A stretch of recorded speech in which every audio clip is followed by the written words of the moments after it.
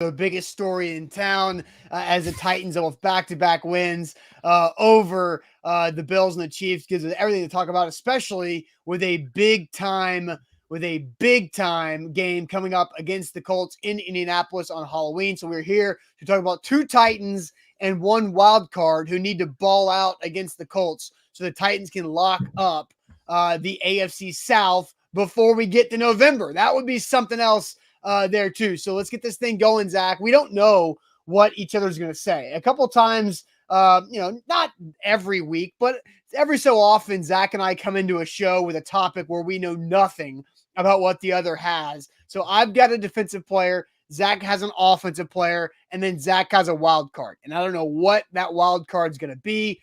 So let's get this thing going, locked and loaded here on a Wednesday. We'll also talk about Kevin Byard and breaking down how he has bounced back to a Pro Bowl level. And then we'll throw shade because it is Wednesday. We always throw shade on Wednesday. Looking forward to that. I'm throwing shade, Zach, at my neighborhood today.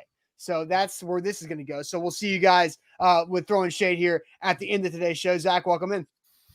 Well, you don't have an HOA, I don't believe. No. We got a new HOA guy. I bitched out the other guy, the president, twice. I'm eagerly awaiting who's going to come in to cabinet. I thought you were going to run for president, but no. No, I decided against that. Good, I'm glad. And the other thing is, you talked about, and I don't know what you're going to say on this show as it regards to the first topic. We set that up because it's organic. It's not planned like, Skip and Shannon saying you're going to say LeBron sucks. I'm going to say he's awesome, right? That's how that show probably goes 3 times a week. But we do have some organic conversation that I cannot wait for the chat to get involved in too, right? Because they're going to get their opinions. We're going to ask some good questions. And then big play Byard, as you can see that on the graphic, Kevin Byard's been playing at a very, very high level. My shade, you talked about your shade being on the neighborhood. My shade has to do with the National Football League and power. Oh, a power struggle. Well, it's really not a struggle. It's just power, just dumping their power all over everybody. But I do have a comparison that I was not, I guess you could say, involved with to a degree over the weekend for the shade. So we got great show. Cannot wait, excuse me, for this show. Before we get going, please share the show. We're broadcasting live on Twitter, on YouTube, on Twitch, and on Facebook. If you're watching on Twitter, retweet the broadcast. We need to pop up in your Twitter followers timeline. That would help us out a great deal. A lot more people going to YouTube, which we absolutely love. YouTube, I've viewed some shows. I've viewed Buck's show on YouTube. Look, shout out to all of the Facebookers that have stuck with us. We got our biggest probably audience on Facebook, but YouTube is making a good stretch as it's a clean platform. We look Mitchell right there on YouTube. Simple. Hey, I can see that. It's clean right there. So we got you covered on YouTube, and we also got you covered on Facebook. Bottom right corner of your screen, if you're watching on Facebook, sharing out of public. Sharing is caring. Caring is sharing. More people are going to roll in here, whether they're on YouTube, where you're going to subscribe, whether you're on Facebook, where you're going to like and follow, or whether you're on Twitch or Twitter, which you're going to follow. We've got you right here on a Wednesday, a Shade Wednesday, talking Titans. So that's a little bit unique. So let's get this party started. Yeah, let's do it officially. Welcome into A to Z Sports, powered by BetMGM. I'm Austin Stanley. He is Zach Bingham. Make sure you follow us all over social media because we go live every weekday morning at 8 Central Time. And make sure you hit us up on YouTube, Twitter, Twitch, and Facebook. We're Nashville's on-demand sports talk network. And got to thank our sponsors because they officially make things happen for us and they help out you guys. Renters Warehouse Nashville, the professional landlords in the Nashville area at renterswarehouse.com. Mandu, the Pulse of Fitness, 1 15-minute workout equals 5+ hours in the weight room. At mandu.com, your first workout is free. Wilson County Hyundai, for your new ride, make them a part of your car buying process at wilsoncountyhyundai.com in Lebanon. And the Bone and Joint Institute, boneandjointtn.org, the region's destination for comprehensive orthopedic and sports medicine care. Yeah, the good thing about YouTube, notifications are on time. The good thing about Twitter, notifications on time. The bad thing about Facebook, notifications not on time. So Zuckerberg. again, transition over to YouTube if you need to, as well as Twitter broadcasts have changed a little bit as well. So let's get this thing going, Zach, because the Titans have a massive game. I mean, there's no other way to put it. This is a massive game in the AFC South in Indianapolis against the Colts on Sunday on Halloween, right? The Titans are 5-2. The Colts are 3-4.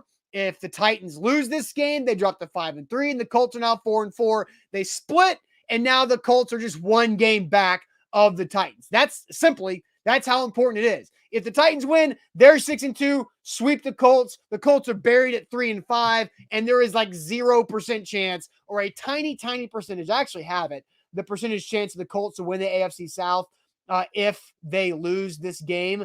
If the Colts lose this game, they have a 4% chance of winning the division.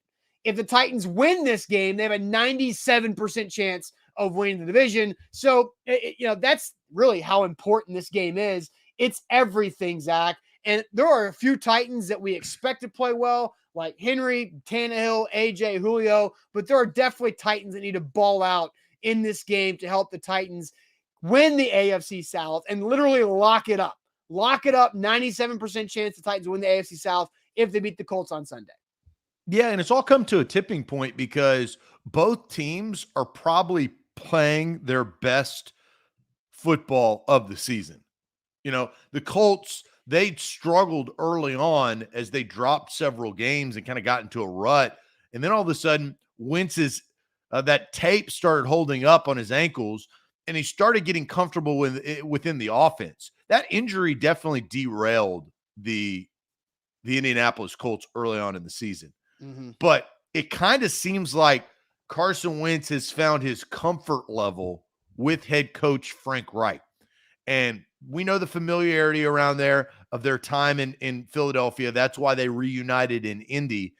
This is, as you said, it is a massive game. And it's unique because of how bad the division is. If the Colts lose this game, I don't think they make the playoffs. I think this is their season. You talk about backs against the wall. This is the supreme back against the wall for the Indianapolis Colts. If they get to 4-4, and I'll say this, I think they do make the playoffs because I think the Colts now have started to find their momentum. But this would be a heart stopper if the Titans were able to win. They'd be dead in the water because the Titans now have the stranglehold. They've got the tiebreak over Indy, and they're pushing towards the end of the season in which we know the Titans' schedule, because we now know some more information, gets easier. With the 49ers, the Dolphins, the Texans twice. The Steelers. The Steelers, we still don't know enough about the Steelers. The Steelers are still snakes in the grass. I know you hate Ben Roethlisberger. I know you hate him. I don't hate Ben Roethlisberger. I just think he's old and not great anymore. You've always disliked. I don't even think you've ever said a nice thing about Carson Wentz or Ben Roethlisberger. They're just on your list. I just don't think they're good quarterbacks anymore. There's nothing personal. I just don't think they're very good right now. Well, Carson Wentz has played better. Ben Roethlisberger just is old. Well, and we'll see what happens at the end of the season. I don't want to lump the Steelers in with the Dolphins and the Texans. I don't think that's fair yet. But AFC South on the line. This is also, as we know, there's a rivalry. I mean, a couple of years ago, we argued about this till we were blue in the face. It was the Jags because the Jags kept on being a thorn in the Titans' side when they split. As the Texans have dropped off because of Deshaun Watson, the Colts have emerged with Frank Reich, and now they have their quarterback, Carson Wentz, playing at a good level. This is kind of the start, I think, of the next couple of years of that rivalry getting back. I don't even know if it was back because Peyton dominated for so long, and Andrew Luck, they couldn't beat him. So maybe this is the resurgence of what the AFC South is going to be as Jacksonville and Houston get their ducks in order. This is Titans control or bust, right? I mean, no doubt. This is it. I mean, again, I'll go back to those numbers, then we'll talk about our 3 players that need to ball out. So I got this Easton Freeze tweeted them out from the New York Times. The Titans' odds to win the division currently is at 81%. If the Titans beat the Colts Sunday, it's 97%. If the Titans lose the Colts Sunday, it's 69%. So really nice percentage points there on the Titans. The Colts' odds to win the division, if they win on Sunday, it's 26%. If the Colts lose, it's 4%. So that's what the New York Times playoff calculator says there. So Zach, let's get to it. Let's get to our 3 players because we each have one, and then you get a wild card, right? So I'll let you start with your offensive player that needs to ball out against the Colts to help the Titans lock up the AFC South. All right, so I'm not going trendy. I'm not going King Henry. I'm not going A.J. Brown. I'm not going Big Jeff Simmons. I'm not even going Denico Autry. You're going probably offense, so. that chip is growing because he's playing really well, and now he faces his former team. And he had a good game in their 25-15 win early on in the season. I'm going a different direction. I'm staying on the offensive side of the football, but I'm going to a guy who I think emerged as a surprise this season. We all thought, and you and I, you talk about the onesie bet, the Manzi. Anthony Firkser has been non-existent. Who is Firk Dog? We don't see him. We don't see him. The guy who's emerged is Michael Pruitt. I think Michael Pruitt has really impacted this team in a very strange way, and with not a lot of targets, but a lot of production. Listen to this. Played all 7 games, 9 targets, 8 catches for 105 and 2 touchdowns. That, my friend, that's the word of the day on Sunday. That's efficiency. And that's something that Firk has not been able to give you. We thought that Anthony Firkser was going to be the tight end 1, but Firkser, he has less receiving yards on more targets than Michael Pruitt, and he's got the goose egg, as you know, Austin, in the touchdown category. Yeah. My guy that I think steps up for the Titans to win is Michael Pruitt because it's unorthodox. The 2 big wins, Seattle and then Kansas City, Michael Pruitt was involved. Yeah, Michael Pruitt's tied for the team leading touchdown catches too, because him and AJ are the only guys who have more than 1.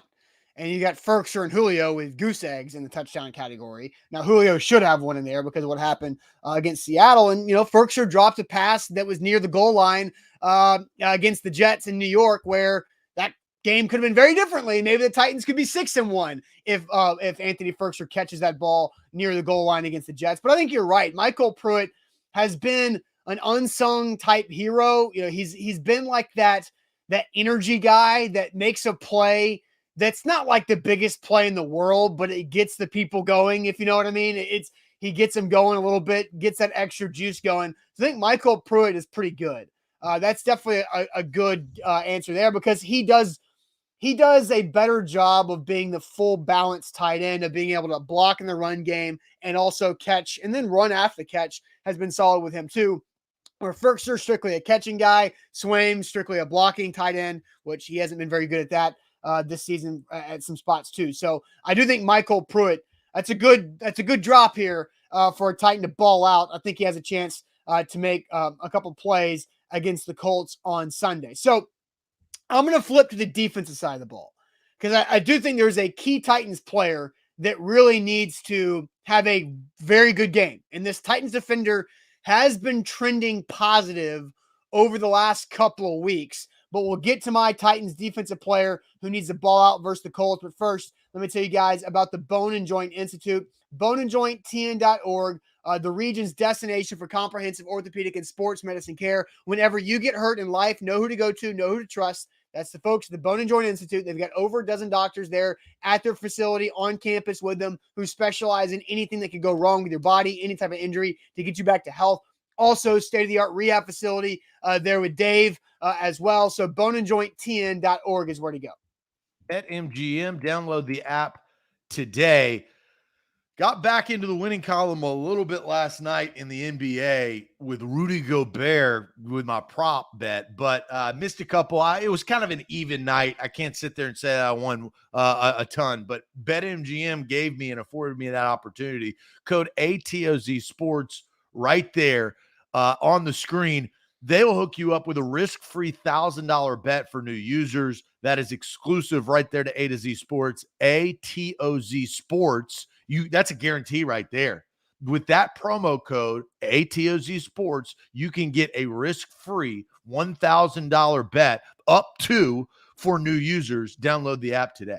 All right, so the Titans defensive player who needs the ball out against the Colts for the Titans to lock up the AFC South on Sunday needs to stop Jonathan Taylor, because the Colts have won 3 out of the last 4 games, and Jonathan Taylor has gone in the 3 wins, the 1 loss.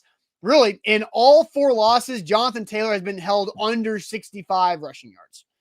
In the 3 wins the Colts have, he went for 103, 145, and 107, and has 4 touchdowns in those 3 wins. He's got 5 touchdowns in the last 4 games for the Colts. So it's all about stopping and slowing down Jonathan Taylor, which means Rashaan Evans has to continue his better play over the last couple of games and stay disciplined in his run lanes, because we don't need Rashaan Evans to be guessing running lanes like he did against the Jags. The Titans got to have him be disciplined and show in the right running lanes and to stop Jonathan Taylor, because Jonathan Taylor can ball out for sure. He's averaged 5.9, 10.4, and 6.4 yards per carry in the Colts' 3 wins. So Rashaan Evans got to step up, got to play disciplined, no penalties, no guessing. Remember in that Jags game, the big 50-plus yard run from your boy, James Robinson for the Jags? Rashaan Evans just basically teleported from one hole to the next and opened that up for James Robinson. So I really feel like Rashaan Evans has to have a solid game for the Titans to beat the Colts. If Rashaan Evans has a bad game, that's how the Colts can kind of help control the pace of the game too, with what Jonathan Taylor and that offensive line can do.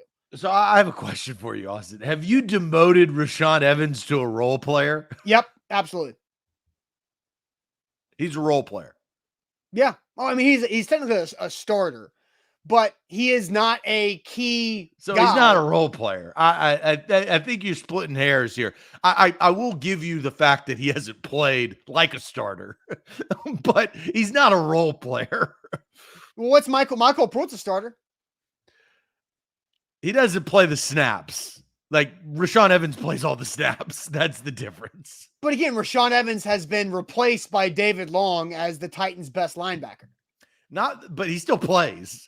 I understand. He's still on the field. Well, yeah, I mean, of course, guys got to be on the field. They only have 2 player does linebackers. not play consistently. A role player is like Lamar Odom coming in off the bench at a high level. They don't have any other linebackers. Jason the Jet Terry. No, I'm clarifying. Rashaan Evans is not a role player, but Zach, they don't have any linebackers. He has to play because Jayon Brown's in IR. Monty Rice, the rookie, is hurt as well and didn't play. Rashaan Evans is a role player that they're having to play more snaps than they would like. They would like to bring Rashaan Evans off the field on some 3rd down passing situations because he's not very good at it. I still don't. He is a role player. He is a 2-down linebacker. That's a role player. Let's go look at the snaps. It's fine. But Zach, my point is the snaps are irrelevant because they don't have anybody else.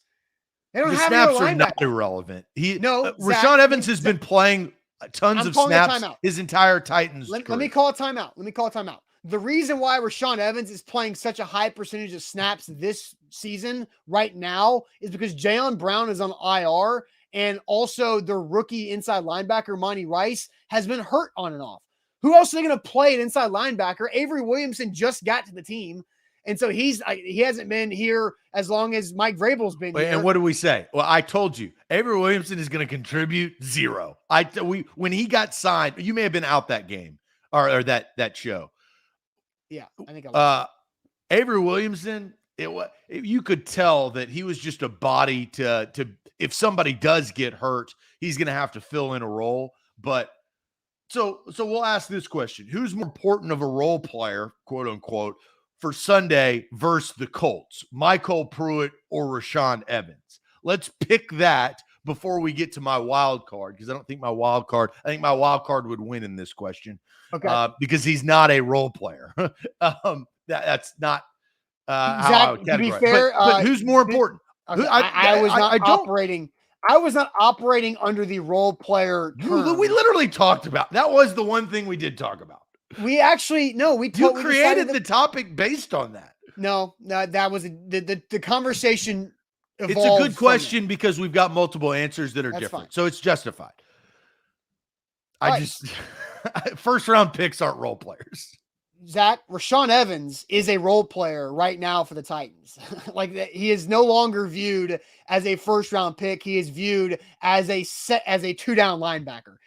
He is when you're in year 4, you're no longer like labeled a first round pick. You've either surpassed that or lived up to it, or you haven't. Zach, it doesn't matter anymore. You're always a first round pick. That's your standard, bud. No, that's why Corey Davis drove my ass crazy for all those years. But like, we have to evolve. The player's career has evolved at this point. Was Rashaan Evans worth a first round pick? No, but we cannot view him as a first round pick. You have to view him of what he is, because he shouldn't have been a first round pick. Once you go to another team and you get another contract, then I think you could start to wane. And now it's okay. Is a different place better for you? But yeah, Rashaan Evans, you need to view him as a first round pick in his first contract. You cannot move off of that so quick. That ever comes back, I'll remember that. I'm telling you, by saying that tells you that I think he was a failure of a first round pick.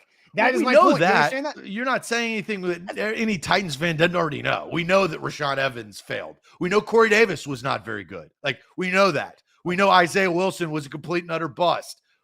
Caleb Farley's not starting out real well. Like, we know all of this thing. But Rashaan Evans is not considered a role player. He is very, very important to the defense. Michael Pruitt, for 9 targets and 8 catches, is not very, very important to the offense. I disagree, because Michael Pruitt is the best overall tight end the Titans have. Because the tight end position blows.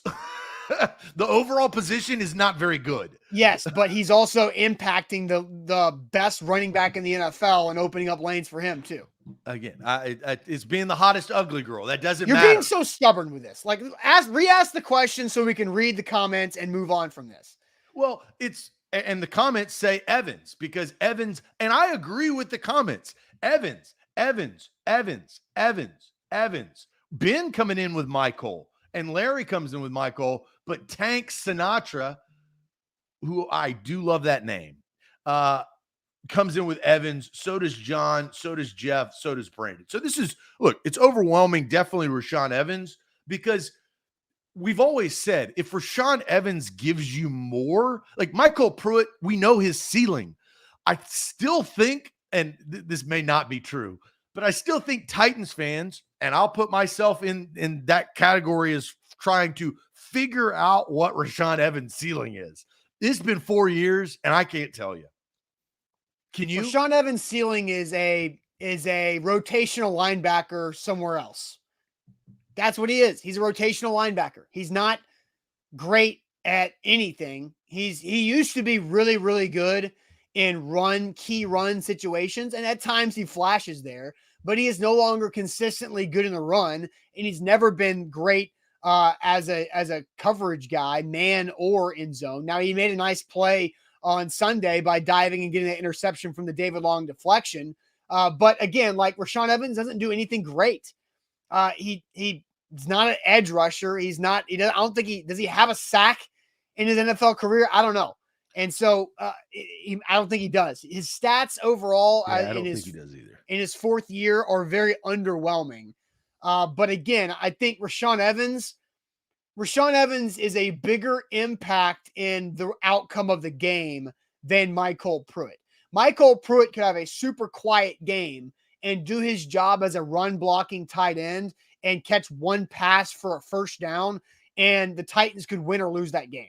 Right? But if Rashaan Evans is really, really good at stopping and slowing down Jonathan Taylor, the Titans have a better chance to win the game. Well, it's more importantly that, and Rashaan Evans has 3 sacks in his career, but it's more, I think, if Rashaan Evans is not really, really good, I don't think he's never really been really, really good. It's Rashaan Evans can't be really, really bad. Yes. He can't take those angles, as you said earlier with James Robinson in Jacksonville. Right. He can't guess. Like, no more guessing. Like, you got to be disciplined in not getting penalties and also disciplined in where your run fits are. Well, and let's break down the linebacking position in NFL football history. The greats like Lawrence Taylor, Brian Urlacher, Patrick Willis, Luke Kuechly, Mike Singletary, those guys didn't guess. It's kind of like the road meets. Preparation meets instinct. For a middle linebacker, those are the 2 qualities that you have to have. Obviously, athletic ability, but you're going to have athletic ability if you're a first-round pick, right? So those guys, Devin White is also, I would sprinkle him in. Now, he's got a longer career, but shout out to the Bucs badass linebacker. Instinct meets preparation. I'll always remember there is a NFL Films clip when Luke Kuechly was playing, and he's on defense. He's mic'd up, and he knows like 4 consecutive plays. Like he knows exactly where, and I think it ends with a pick because right place, right time.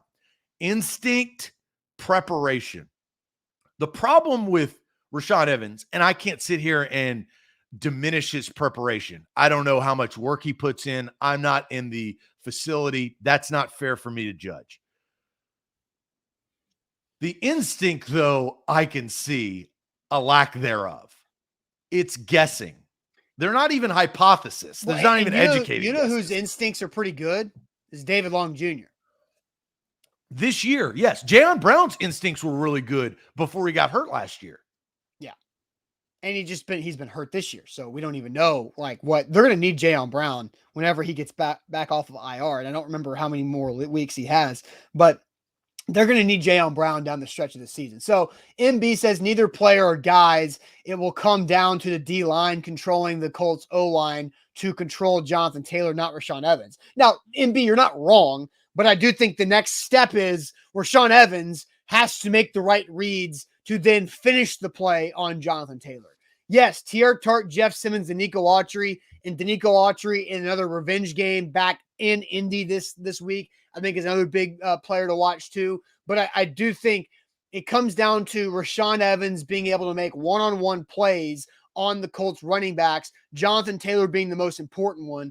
Then they have Marlon Mack back, who missed the first game against the Titans, and also Nyheim Hines, who seems like he always has really good games against the Titans at some point. But Rashaan Evans, the Titans are going to need a really good game out of Rashaan Evans to really feel good about a win. Here's my 2 cents on Michael Pruitt.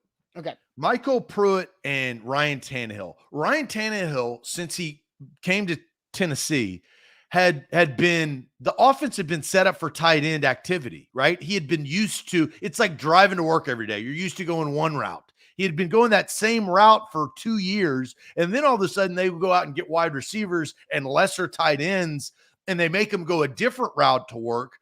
Well, every once in a while you wake up on a Wednesday and you go back to your route that you know, right? And I think that's kind of what we've been seeing a little bit trickle in with Michael Pruitt. They don't have the weapons at that position that he can go that route to work consistently.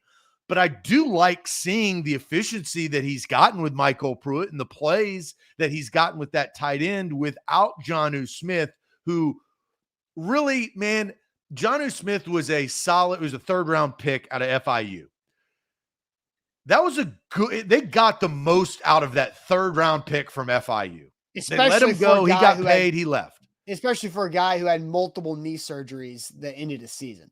And played behind Delaney Walker for a period of time. Now, I think that may have been a blessing in disguise to kind of learn from a very, very high quality. Because he was raw because he went to FIU, and FIU is not known for developing talent, right? They get raw guys out of Southern Florida to come play who didn't go to Miami or Florida State or Florida.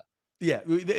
And I don't know this. I don't know the background of Jonnu Smith. I know that the Florida thing, but it kind of if I was stereotyping based on what you just said, Jonnu Smith was like, he was big enough and had good enough hands to play wide receiver, but he didn't have necessarily all of the speed. So you put him at tight end, but he's flag football Florida, right? Like that's I felt like how he kind of came up, and he did very, very well with screens and different routes. They used him with handoffs at times when he was with the Titans. Yeah. But that's all gone, right? Like Tannehill can't utilize those same type of plays with the tight end position, but I do think he's getting the most out of Michael Pruitt, which I'm glad that they weren't just trying to like drive Ferkser and try to make him something that he's not. Yeah. All right, Zach, I want to know your wild card. Like, I really am intrigued by this. Who is your wild card for this Titans game? Before you get to it, let me tell everybody about Mandu, the Pulse of Fitness, where one 15-minute workout equals over 5 hours in the weight room. Mandu.com. Your first workout is free. Got my workout for later this afternoon all set up, ready to go get that Mandu work in because it helps me build functional strength and build muscle mass while targeting that hard to burn body fat. Mandu.com. Your first workout is absolutely free. And if you tell them A to Z Sports sent you, they'll take $100 off that first month when you sign up. It is for everybody, young, old. If you're in shape, if you're out of shape, it doesn't matter. Mandu can help you achieve your fitness goals with their trainers, education, and also the science of full body electronic muscle stimulation. Mandu.com. Your first workout's free.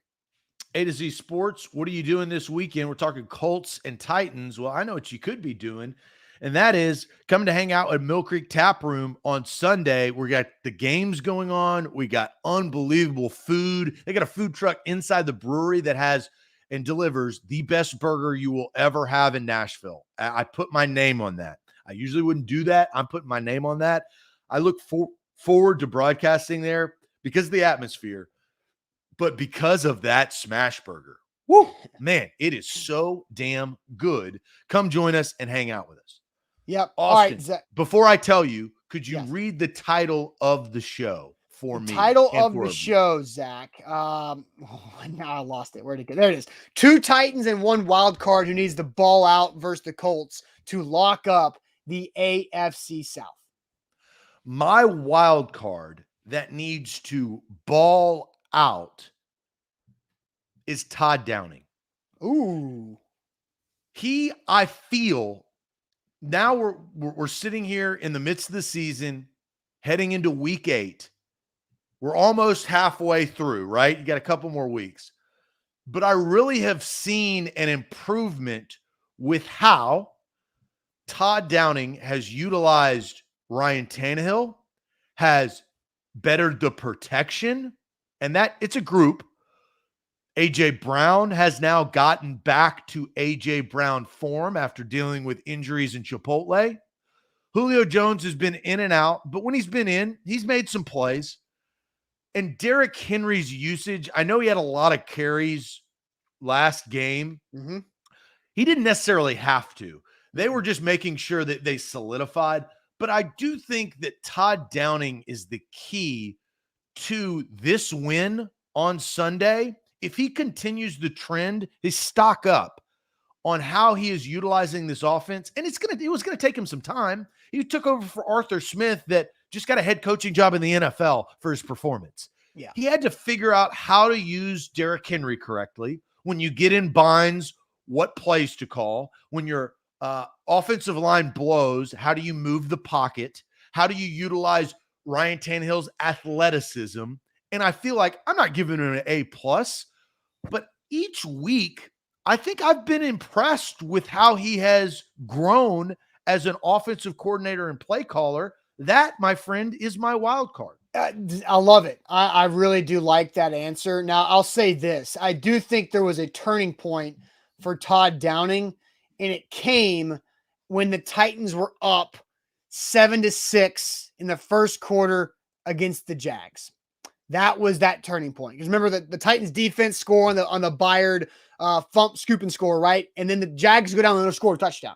The Titans' next drive was beautiful. And they marched right down. They put up more points, and they had a bigger lead on the Jags. Now they scored 30 on offense because the Titans defensive touchdown there, but 30 points against the Jags, 34 against the Bills, and 27 in the first half against the Chiefs, and they coasted their way in the second half. And that's great. Like the last 3 games, minus the second half against the Chiefs, things weren't great, but who cared at that point? Todd Downing has been really good. Now, the first 3 games or 4 games, he had some issues where he was trying to be too cute. He wasn't using personnel in the right way. He wasn't relying on the play action pass, and Tannehill was getting sacked a bunch. And so I do think that's a good answer on this wild card. If Todd Downing continues with the unpredictability that he's shown in the last 3 games, he can go a long way in helping the Titans beat the Colts and win the AFC South this weekend. And the Jets game, they didn't score enough touchdowns early, which that was opportunity, right? You got to pounce when you can. But I mean, he was driving across the country in a 71 Pinto. Like, it's only going to get you so far. All the guys were gone. He was dealing with Josh Reynolds. He was dealing with all these second-tier wide receivers, and Derrick Henry could only do so much. Now, they had an opportunity to win at the end of the game. The problem in that game, Zach, was situational red zone play calling. Yes, because the field goals were not touchdowns. Right. And so it was a 2nd and 6 at the 10-yard line. They throw an end zone fade to Nick Westbrook-Akine when they should have just run the ball with Derrick Henry again, who just picked up 4 yards on first down. They had Derrick Henry out of the game on a 3rd and 1 that was confusing because of the spot on the previous play. And they had a shotgun snap with Aaron Brewer go over Tannehill's head that forced him to make another field goal. But Derrick Henry was on the sideline there. So there was some weird personnel decisions and situational play calls that Todd Downing goofed up against the Jets that he's crushed in the last 3 games. And that's where you've seen the growth and the comfort level of Todd Downing in the last 3 weeks. And the weirdness of that game, I was out that weekend, but do you remember who the leading receiver was? On the Titans? Yes. Was it Chester Rogers? No. Oh, McNichols. 12 targets with 73 yards. That tells you everything you need to know. Like that's weird. When Jeremy McNichols is your leading target getter and wide receiver running back that has the most yards, you're messed up. Your ass backwards. Yeah, I don't disagree. But again, like I think Downing's been pretty great the last 3 weeks. You've seen tempo. You've seen some deception with the Titans offense and with the jump pass from Derrick Henry. Also a couple end arounds to Marcus Johnson. Cam Batson, before he got hurt, had some nice little gadget plays in there that just kind of threw off the defense. And the Colts defense is still pretty good overall. They haven't been as good as they were a year ago, but they're still really good defense. Austin, before we move forward to big play Byard, Bobby asks, and I think this is a good question. I wanted to hear your answer. Why is 18, talking about Josh Reynolds, why has his play not translated from the Rams? He doesn't even look the same. Can you answer that? He's been hurt since March. They say he's healthy now, but Josh Reynolds was signed with a shoulder injury that he had to deal with. Then once he got over the shoulder injury, then he had an Achilles injury, and he was day to day on with the Achilles. They should have shut him down, in my opinion, through training camp to let that Achilles heal. But he's the odd man out, and I don't necessarily think it's Josh Reynolds not being good anymore, because I still think Josh Reynolds has shown ability. I think he made some nice plays this past week against the Chiefs, but it's what he offers you as a wide receiver with the role that the Titans have. Who was not playing at wide receiver on Sunday versus the Chiefs? Chester Rogers. So Chester Rogers was injured. Mason Kinsey was up to handle punt return duties, but they needed Josh Reynolds to play Chester Rogers' slot role. And so when AJ, Julio, Chester Rogers, Marcus Johnson are all healthy, there's no room for Josh Reynolds, because Chester Rogers and Marcus Johnson were the guys who were at training camp practice all every practice in August, balling out in training camp. But those guys should never, ever, ever be better or get more playing time than Josh Reynolds. Zach, I think that's Bobby's point. But Zach, the point is Josh Reynolds was hurt the entire month of August. He was on and off the practice field every other day. He missed practice like 5 days in a row, where Chester Rogers and Marcus Johnson got more reps because of that. And those two dudes took advantage of it. That's credit to them. And then Chester Rogers is a good return guy. Marcus Johnson can return kicks if he needs to, and is also a gunner. Nick Westbrook-Akine is a gunner on special teams. Josh Reynolds plays 0 special teams. There's no role for him. And so if the Titans have those top 4 wide receivers healthy, then you can't use a game day active spot on Josh Reynolds, who is your 4th wide receiver, but doesn't help on special teams. Now, maybe Cam Batson's injury changes that because you need extra depth at wide receiver, but Nick Westbrook's still active because he plays special teams. And so that's Josh Reynolds' issue. When Julio or AJ can't go, that's Josh Reynolds' opportunity. Chester Rogers was out, Josh Reynolds was up. And so that's just how it is with the situation. And it's because he's been hurt he was hurt the first 5 months he was on the team. From March through August, September, he was banged up. Well, Titans like getting players that are hurt. Yeah. And Bobby says his talent should be showing up, though, by now. Again, he had some nice plays Sunday against the Chiefs. But again, like, they got up 27-0, and the Titans played one half of offense. The second half was, who gives a damn? Let's get this game over. Don't lose. Yeah. The second half was don't lose. And don't get hurt. Usually that sometimes doesn't work, but their lead was big enough, and they had Derrick Henry. 2 things. If your lead's big enough and you have Derrick Henry, you can win the football game. Every single time. Every time. It's the recipe. That's what they have to do. If you have Derrick Henry and you have a big lead, you should not, and I don't think will, lose. Yes. And Brian says, side note, Khalif Raymond is having a productive season so far in Detroit. Yeah, but Detroit's 0-6. And so average to bad players are productive on bad teams. The Lions are throwing spaghetti at the wall to see who can make plays. Yes. Yeah. And so and they anyway, look, I've won a good amount of money on BetMGM by essentially fading the Lions by getting my prop reception over, because I know in the 3rd and 4th quarter, Goff is going to be dropped back and he's going to be throwing to Hawk. I mean, that's just what he's going to be doing. Old Hawkeye, Austin's boy. I've won some money on old Hawkeye because he gets a lot of targets, a lot of receptions, because the Lions blow, just like the Jags and the Jets. I'll tell you what, though, the Lions have been playing hard, and I was watching A to Z Sports Picks yesterday with Brian and Alan while I was grocery shopping, and the Lions are a good bet on the spread. I'm trying to open the app right now to see what that number is, but the Lions could be a team to jump on as an underdog plus the points this weekend. Look, I think for the Lions in Detroit, and his name slips me, but who's the new head coach? Dan Campbell, who I like. And I think he's a likable guy. Dan Campbell will do well in what he's doing of changing the culture and the mindset of what you just said. The Lions play hard.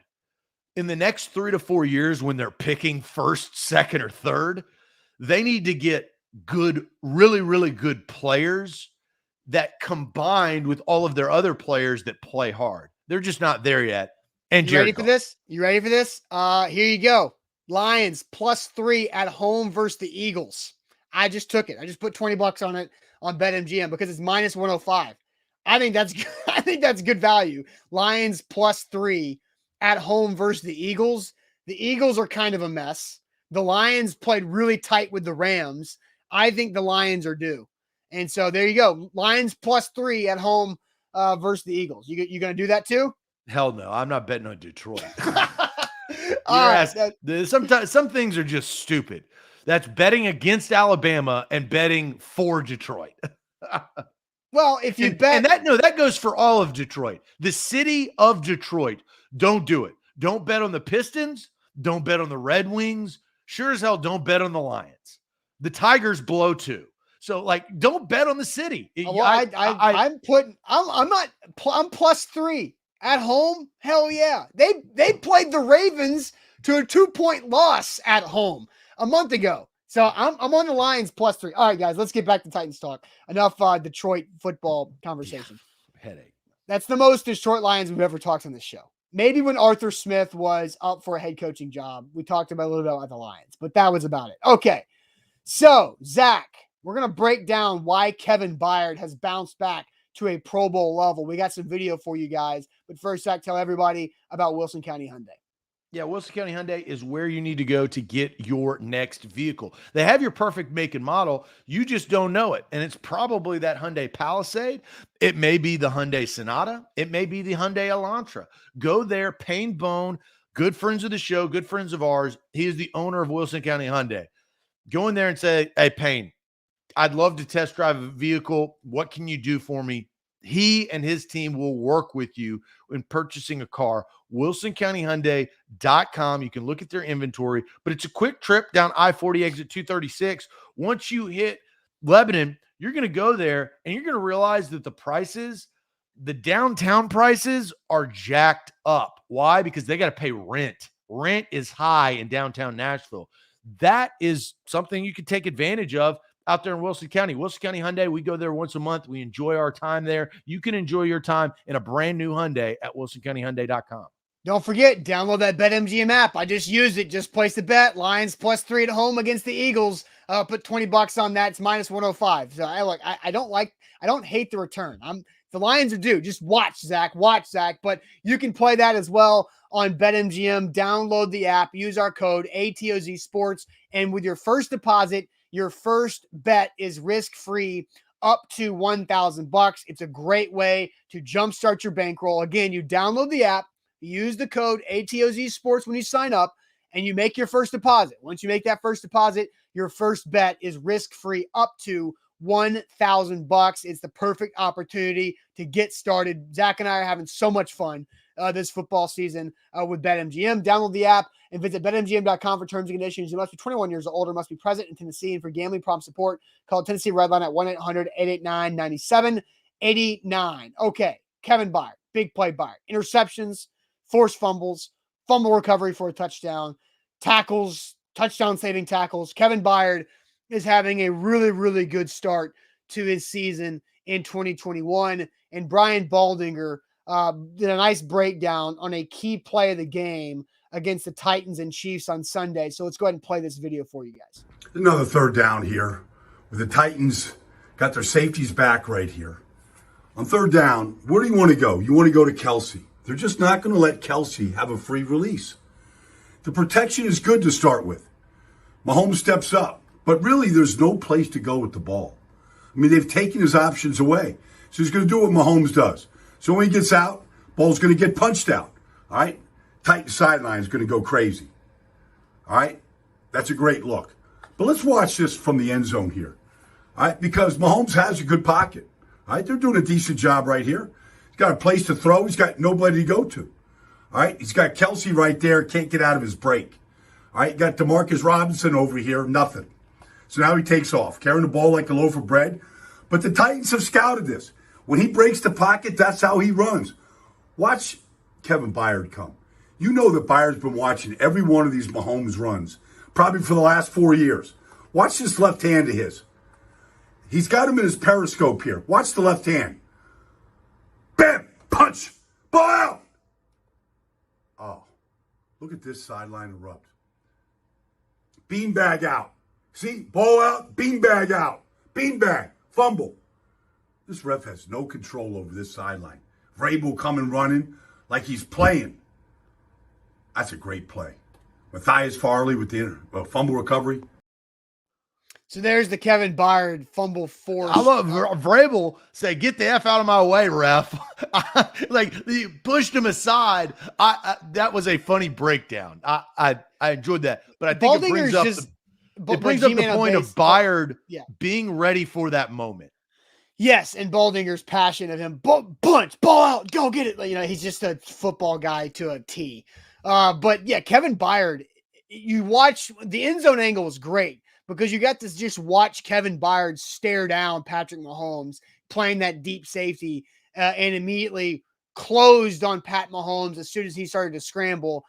Also, a lot of credit to Dane Cruikshank. Dane Cruikshank on that play was the one who was bodying up Travis Kelce and probably could have gotten called for a hold down the field. But Dane Cruikshank's physicality on Travis Kelce made Kelce so mad on Sunday. But I do think Kevin Byard is fully bounced back to his Pro Bowl level play that we saw from him the first 3 years of his career. Yeah. And, he had a lot of pressure on him in the offseason. Byard was paid. I mean, at one point we talk about Lewan and Byard's contract. Lewan was the highest paid offensive lineman in the NFL. Kevin Byard was the highest paid safety in the National Football League. And after he got paid, over the last couple of seasons, things have kind of dropped. Well, I feel like he's gotten his spirit back. And not only that, we all know the confusion, I think, with the coaching staff last year of who's in charge on defense. I think Kenny Vaccaro's drop-off probably didn't help things. Just everything. The Adoree Jackson thing not being there. I mean, there was just so many things over the last couple of years. But Byard this year, and I saw a comment, I think it's a fair comment, but it needs clarification, which is, what's the big deal about being a Pro Bowler? I can't find it because we've had too many comments come in. But it's not about being a Pro Bowler. I think it's how we put it as playing at a Pro Bowl level, right? I think those two things mean different things. Like playing at a Pro Bowl level to me says that you are playing at a very high level. It's kind of a figure of speech. I don't look at the votes and who's voting on you, right? It is a popularity contest. But Byard right now, he's playing at a very high level.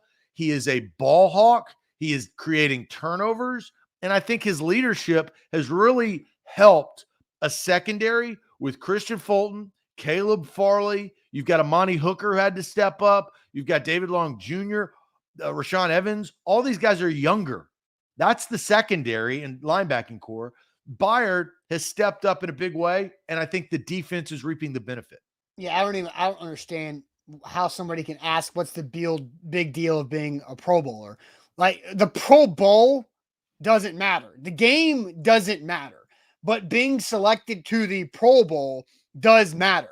Being a Pro Bowl level player absolutely matters because it means that you're one of the best at your position. Now, being an all-pro player is better than a Pro Bowler. But again, like all-pro, I put way more weight in all-pro than I do Pro Bowlers, but you should because there's just less spots. Well, and that brings us to our question because Jay has kind of already answered the question that we've asked. We'll give Jay an opportunity to really think about it. But will Kevin Byard be a Pro Bowler, an all-pro, or neither this year? Because I think all three are possibilities. They're on the table. We're only going into week 8. Yeah, well, I think he's absolutely playing at a level where he should be selected to the Pro Bowl. I think he is playing and could finish the season playing at an all-pro level. But again, that doesn't mean he's going to make either of them. I find this interesting. I think he is, odds are, because there's more spots, he's more likely to make a Pro Bowl than an all-pro.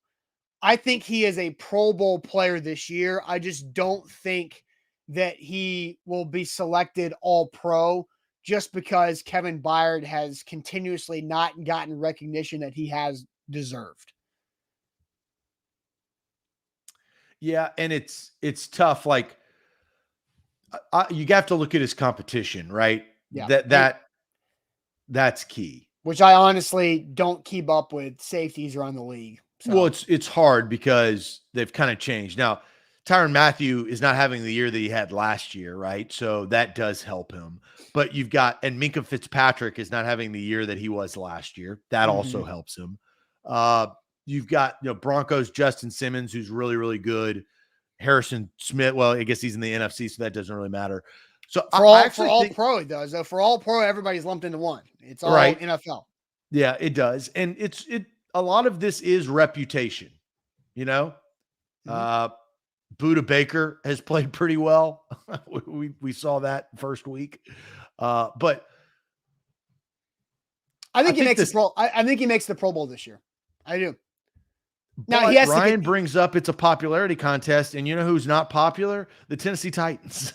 Obviously, ask Chris Broussard, Nick Wright, and Shannon Sharp, and all the people at FS1. Right. But I do think Kevin Byard makes the Pro Bowl this year, just because I think you mentioned two AFC safeties who were probably in the Pro Bowl last year that are playing down. That opens up spots. And Kevin Byard, look, he's got 10 games left. He has to continue to play really, really well and keep 3 interceptions, a forced fumble and on Mahomes, and a fumble recovery for a touchdown. It's a really good start. Really good start through 7 games. If he can kind of mirror the first 7 game production over the last 10 games, then yeah, he's having a Pro Bowl season. He'll end with 6 interceptions or more, 6 or 7 picks with a couple fumbles forced and recovered. Like, that's a good Pro Bowl level season. It's a great season if Kevin Byard can get back to that. So 2020 Pro Bowl players, AFC safeties, Minkah Fitzpatrick and Earl Thomas. Well, Earl Thomas ain't in the league, right? Is that Right. the year before? Well, this is 2 years ago. That was so a it has to be 2019 the 2021. Because that didn't make any sense, because I thought Tyrann Mathieu definitely had it. Let's see here. 2021 Pro Bowlers by position. Safeties. We have Minkah Fitzpatrick, Justin Simmons, and Tyrann Mathieu. So I was 2 out of the 3. I actually mentioned all 3 of them, but 2 of the 3 are not playing well. Yeah, and I think that's the difference, right? Minkah Fitzpatrick had he was all pro, and he had an all pro type season. The Broncos, you kind of get lost. Yeah, and Justin Matthews Simmons is not on a having bad the same team. Yeah, Justin Simmons on a bad team. Kevin Byard's going to be a division champion. The Steelers are more of a bad team, and the Chiefs are absolutely struggling. So I think Kevin Byard makes a Pro Bowl. I do not think he gets all pro this year. And the chat brings up a good point. And I've seen some plays, me watching the Bengals, because I do like Joe Burrow. Jesse Bates, the safety for the Bengals, has had a good year. And that defense has stepped up, right? They've kind of come together at the right time where their offense is meeting the standard of their defense, which, they didn't have a standard for the last several years in Cincinnati. Man, I will say this, Austin, out of all of the young quarterbacks, I've always liked Joe Burrow's mindset and his leadership skills and the way he carries himself and his swag. I think that, I don't know, I just resonate with that. And now you see him having success. Man, Joe Burrow is carrying over from his LSU days. The Bengals could be very, very interesting down the stretch. Yeah, and they have good weapons. So pretty good stuff there. All right, Zach, we've talked a lot of Titans and some Lions today. So let's go ahead and get to throwing shade, where you are going to throw shade on the hypocrisy of the NFL, and I am throwing shade at my neighborhood. So let's get throwing shade. Get your shade ready. I saw some comments earlier in the show saying that you guys are ready for shade. But real quick, let me tell you guys about Renters Warehouse. renterswarehouse.com. They're the professional landlords in the Nashville area. Simply go to renterswarehouse.com to find out how much your home can rent for. There are so many different ways you can use Renters Warehouse to your benefit, whether it's creating extra cash flow for you and your family and getting retirement plan ready, because Renters Warehouse can get money in your account every month by investing in Rent Estate and not just selling your house for a one-time transaction. Selling your house might be for you, but renting it out is how you get retirement ready, and renterswarehouse.com does all the work for you.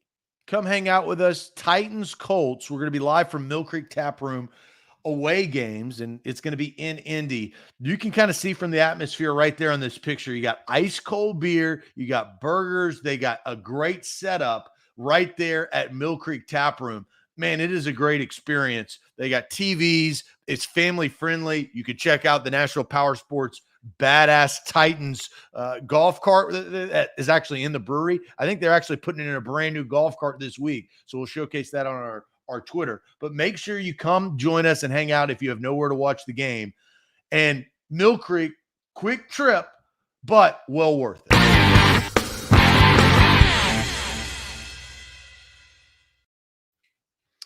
All right. Throwing shade here on a Wednesday. Zach, I will let you start with your shade because it's on the NFL, which is topic relevant. But Zach, go ahead with your shade today. Yeah, and then we got a lot of shade coming We in do the have a lot of comments, shade. so that's good. My shade is this. It is the power of mega conglomerate companies. And that is the NFL. That is every company that you see in the top 100 in the world or in the country. And what did the NFL show us? And really, Roger Goodell. Roger Goodell sat there, and the NFL, and I got upset about this because if it is a closed investigation, it should stay that way. Well, emails revealed from John Gruden, him criticizing and saying some nasty things towards people. One of them, including calling Roger Goodell a female private part in one of the emails. What do you know? When you attack your boss at the high level, your ass gets got. And John Gruden got leaked. He got fired. It was a PR nightmare for John Gruden. We already talked about all of that stuff. But the power of Roger Goodell in the NFL, what did they do yesterday? Well, we're shutting it down. We're not going to leak any more information. Everything's enough. Daniel Snyder's had enough. We're closing it down. Nothing more is going to come out of this investigation as far as we know it. I mean, come on. And I experienced this on Sunday because I went to the Dave Chappelle, Joe Rogan show at Bridgestone, which was awful to get in because you had to show either vaccination card or negative test. Lines were out the wazoo. And one of the things that Dave Chappelle, and if you know this, you've been following the story, Dave Chappelle criticized the transgender community in his Netflix special. Transgender community within Netflix, they boycotted Netflix. They rioted right outside, but Netflix didn't pull Dave off. Dave wanted to make a movie. Netflix still kind of sticking by him, but he had to come out and address the whole situation because of corporate puppetry. We see this every day, and this is no different. John Gruden got canned because he called his boss a female private part. You can look it up to see exactly what he said, and his ass got fired. Now, they don't want anything else leaked. They're shutting down the studio like P. Diddy. I think that's a bunch of BS.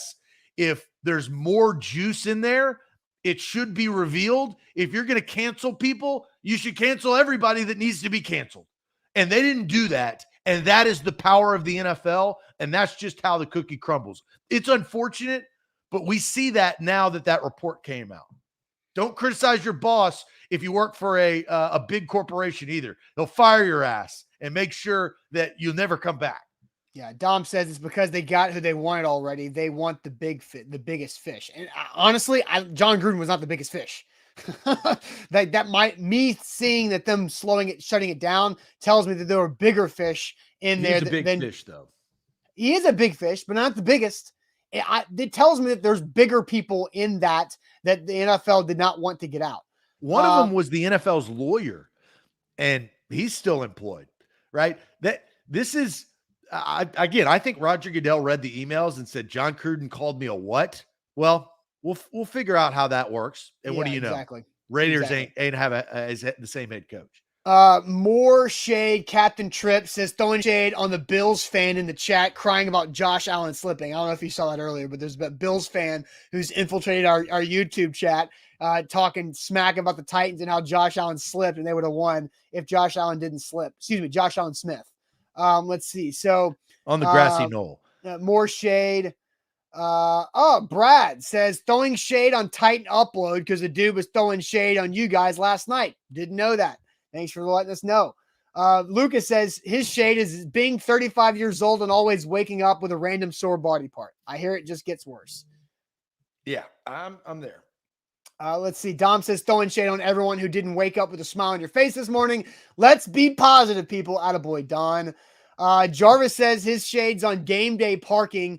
It went up Monday and this past Sunday. The parking lot is still the same, but the price is going up. Parking lot's still the same, more prices. I'll say this. Titans game day traffic you can tell that they're breaking attendance records because, like, I don't know if Nashville forgot how to game day traffic or how to big event traffic because of COVID, but the Garth Brooks concerts and every Titans home game this year has been an absolute nightmare.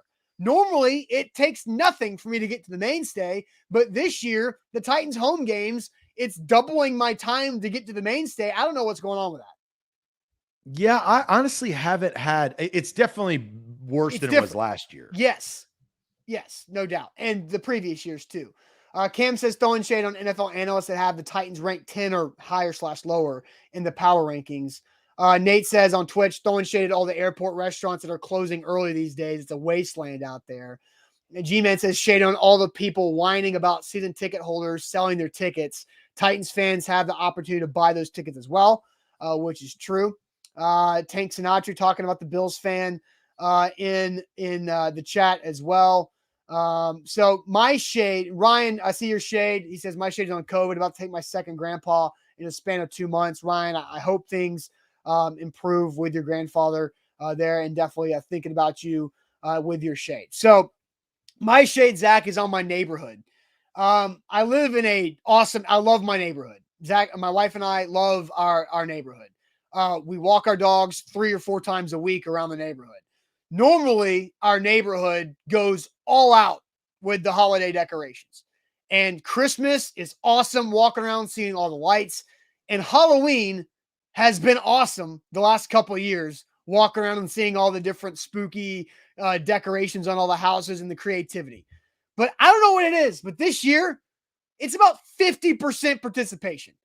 Last year, I think COVID upped everybody's participation. But my shade this year is on all my neighbors slacking hard on the lack of Halloween decorations. Guys, it is Wednesday of Halloween week. You've got to get your stuff up because we got a lot of trick-or-treaters coming through, and you guys are dropping the ball. I mean, it is bad. And I don't know how you feel about this. I love Halloween, and my wife loves Halloween. We love Halloween decorations. It's fun to walk around because it gets dark early. Fun to go around and see all the fun stuff. But it is weak this year. I don't know what people are doing.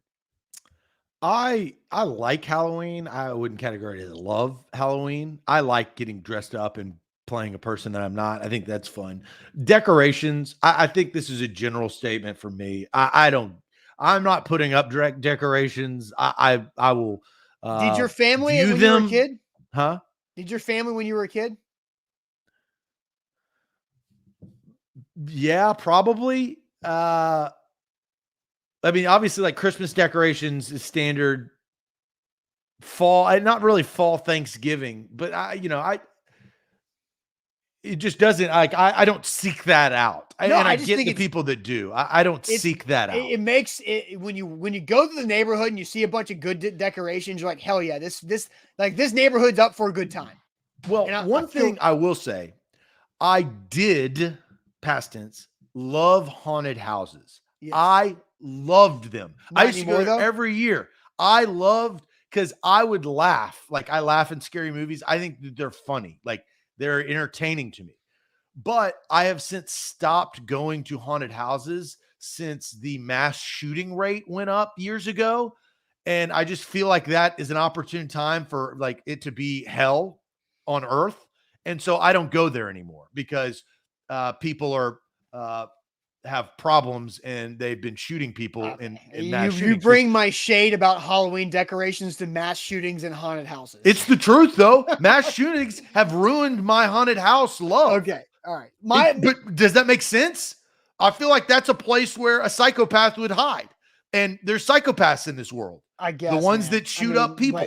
Good Lord. And Brad asked, a lot of people were asking, did we decorate our house? Yeah, hell yeah, we do. We turned our front porch light into a black light. It looks badass. We got bats up on the brick. We got spider webs and pumpkins everywhere. Little light up jack-o'-lantern and stuff. We don't have a great front area to do that. But when you go by a house that has great Halloween decorations, you probably guess that family likes to have a good time, right? Like that's an automatic, like that family likes to have fun. They don't take themselves too seriously because if they have there is one Halloween decoration in our neighborhood that they have like a bunch of skeletons and they've lined them up like drunk bachelorettes in Nashville. It's great. Or they're weird. I like the fun. That's the glass half full idea. I get that. Or they're just like, they could be really weird, right? Well, like, what's wrong with being weird? Being weird is, I like people that are weird. Like, being weird is a good thing. It's weird to be weird. Yeah, I think, yeah, I like. There's a level of weirdness, but when you're putting like dead bodies hanging from trees and stuff, or not like that, but but no, like gruesome things, like skulls and werewolves and things that jump out at you when you walk out. That, I think, is the level of weirdness gets to an extreme where I kind of question how much time you've actually put into this. Yeah, Dom, weird just means misunderstood, right? I mean, Lil Wayne said it best too. Yeah, but weird also can mean other things. I don't know. I'm not drawn to that. I like Halloween decorations. When we go by a house and I'm like, and I'm with Zay, I'm with Theron. I think Zach's a scaredy cat. I'm not a scaredy cat. I love a man who just said he loves haunted houses at one point. I'm scared of mass shootings. Yes, I think everybody is. And shade on mass shootings right there. But I'm not a scaredy cat. Now, I am scared of spiders. I don't like spiders.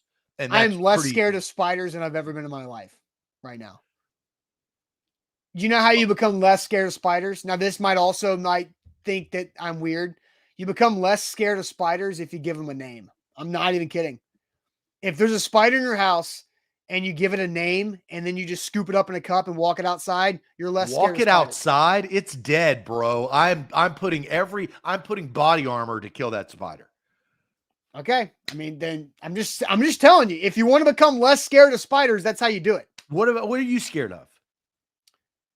Oh, I don't like what am I like, of like animals? I don't know. I mean, like when somebody says, "What are you scared of?" and like dying is a theme, but like I'm scared of spiders. I have recently become more uneasy of heights, and I don't know when that happened, but over the last like few years, heights trip me out, and I wasn't like that. I don't know if my equilibrium's messed up as I get older, but heights kind of give me the shakes. But I'm not scared of it. I just went ziplining over the damn mountains in Kentucky. You like snakes? No, I avoid snakes. But like if I see a snake, I will freak out. Yes. Yeah. Right. You're not reptile guy. I'm not. I'm less afraid of snakes than I am spiders, which is weird. Yeah. Real quick. Josh says, I got shade for Austin for continuing to have an issue with Mason Kinsey. Dude, just drop it. I don't have an issue with Mason Kinsey. I have an issue with Josh and people who think I have an issue with Mason Kinsey. It's not hard. You got old man with the dollar bill. You took the bait. I'm going to bring it up because I know you're going to bring it up because you took the bait. Well, Josh, you're getting love of the show because you got Austin on that bait. You got him. Bravo to Josh. You compiled a comment and you got him to bite just like a rattlesnake. So Josh, you get the love of the show, bud. But whenever people throw shade at us, I think it's fair to read it because it would be unfair if we filter the shade at us, right? You don't have to read every comment. You took the bait. No, I honestly believe you got baited, bro.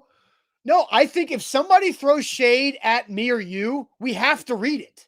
Because if we don't read it, you got Kinsey triggered. I mean, I think it's funny. It's not. And Tank says that I read it as soon as it posted because it popped up in my eye line and it had my name in it. That's what caught my eye. Tank Sinatra has been killing it today. I do like Tank Sinatra, but I don't have an issue with Mason Kinsey. I never have. I have an issue with you guys who say that I have an issue with Mason Kinsey. Stop. I don't. You're lying. You're creating false narrative. God. It's so exhausting. It's exhausting. And Richard, is Kinsey still going to be active this week against Indianapolis? Here's my point. If Chester Rogers can't play, Mason Kinsey has a role because Cam Batson is now out. That's the situation. And it has always been the situation. as always. That's what I've been saying since August. I have no more to add to this show. All right. I think it's been a great show. But we will see you guys tomorrow. It's Titans Thursday.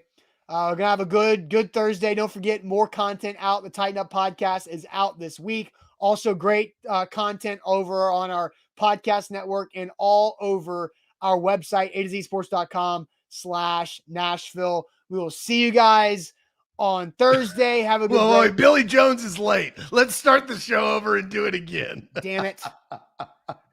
Billy, what are you doing? All right, we'll see you guys later on. Have a good Wednesday. Adios.